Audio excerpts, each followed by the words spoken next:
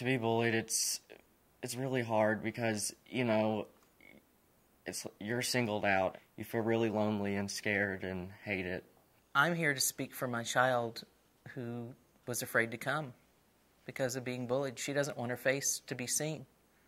She tries to keep her head down and just get through her school day without causing any ripples in the current so that she can go through school, get her grades, graduate, and be unnoticed by everybody else.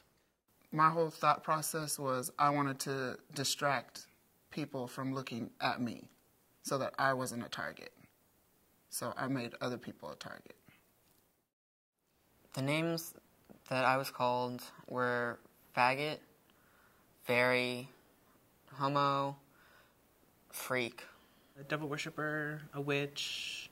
Faggot, freak, psycho, weirdo. Stereotypical names, you know, like wetbag.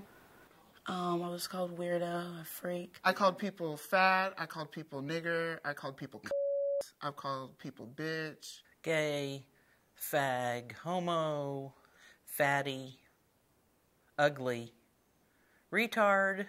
What we have to recognize is that bullying is something as little as making someone else feel less than who they are. Whether it's race-based or sexual orientation, whatever it is an emotional jab that you know that you're actively doing to make someone feel bad, or even not even in the intention of feeling bad, but just to make them feel a little bit worse.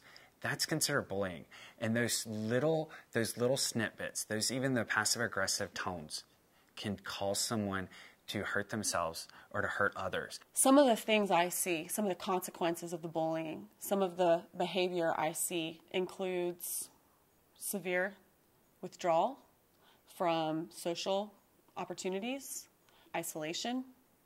I see youth who feel safer in a virtual world than in the real world. I see youth who get into abusive relationships because that's all they feel they deserve. Youth who don't believe in the core of who they are. I see depression. I see anxiety. I see anger. And this anger comes out in many different ways. Simple gestures or simple things that they say just made me want to die. Like I remember it's time in 5th grade, it was like almost to the second to the last day of school, and they were taking out pictures and stuff like that. And I remember this girl telling me, "Oh, you don't fit on the picture. You're too fat. You know, can you take the picture for us?" I remember like going home and be like, you kind of just go home. You look at your mirror. You look in the mirror. And you're like, God, I wish you just like cut it. I wish I could just cut my freaking fat off. You know. I started going to a phase of depression, just thinking that everything was horrible, that I don't know why God just decided to curse me in such a way that I was so different, that why did he put me in this position that I started cutting because I felt that was the only way that I could get out of it. Every time I cut, I cried because I didn't like cutting. I didn't like doing it, but I felt it was the only way that I could just deal with things. On a week-to-week basis, I'm a cutter. I cut myself because it's really just a way I put my emotional pain and trap into a physical perspective. It makes things a lot easier to handle. I don't know, I feel alive, I guess is the word. Like, it's the only pain that I could control. So I felt like I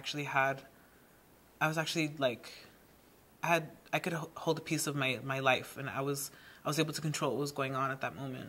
We've lost a few youth over the 10 years that we've been in existence. And a lot of it is because the world felt too scary for them to exist within it. I see shame. I see youth who are afraid to look other youth in the eyes. I see youth who are afraid to look other people in the eyes. Because if they do, then someone might see deep inside of them and see how much they hurt.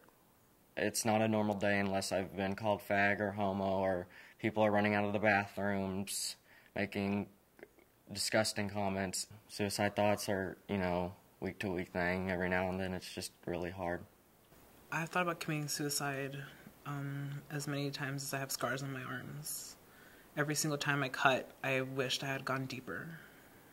I would think about killing myself about 4 or 5 times a day. The things I've used to try to kill myself were, I've used blades, I've used glass. You know, in the restrooms they have those, where the paper comes out, they have those edges. I've used that one time. When I would think about killing myself, all I would think about is, what good am I to this world? No one's actually caring about me. All they're doing is calling me these names, making me feel like an outcast. One time I wanted to set myself on fire because I thought it was a good way to end my life, that people would feel bad. You just think about it, but you don't do it. I was like, I'm not going to do it because my parents came all the way over here for me. They came all the way over here. They sacrificed everything for me and my brother. And I'm not going to do something stupid to ruin that.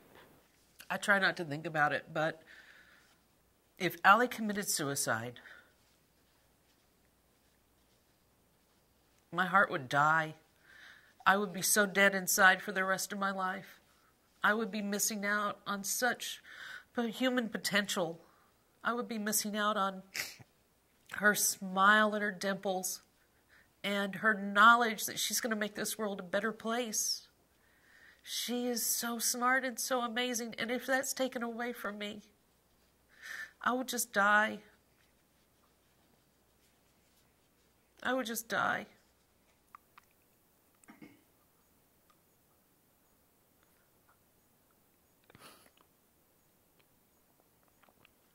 I think I would feel awful if one of the people I bullied ever felt the need to take their lives just because of something that I said. Because, like I said, it was just to cover up how I felt or didn't feel at that point.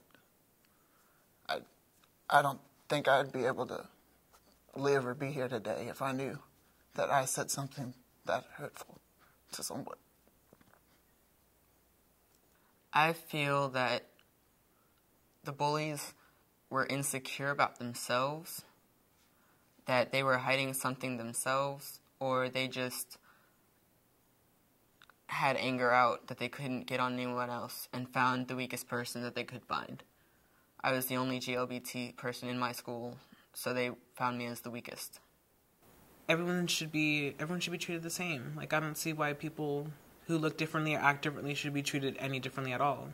Just to the bullies of today, you need to stop and look at yourself. Fix what's within you, before you go out after someone else. Because the problem is still going to be there. You should do something about it. You should speak out. Because if you don't, it's gonna stay in your mind, and it's gonna mess with you every single day, every single time you wake up, every single time you look in the mirror. You're like, you think back of those times when people called you, gorda or fat ass, and you're like, if you let yourself get to it, it's gonna mess with your head, and you're gonna start changing. You're gonna start neglecting yourself because of what they said to you. If I had the opportunity to talk to any of my victims, anybody that I bullied, I would just hug them and tell them I'm so sorry that I didn't have the strength to be an individual, to be a person, instead of just following the crowd. My hope is that one day I'll grow up and I'll be the person that they did not make me out to be. I'll be something big to prove them wrong. For more information or to see the rest of these stories, visit us online at www.campusharmonyinc.com. And if you're interested in having this story at your high school or middle school, please visit us on the web. Again, www.campusharmonyinc.com.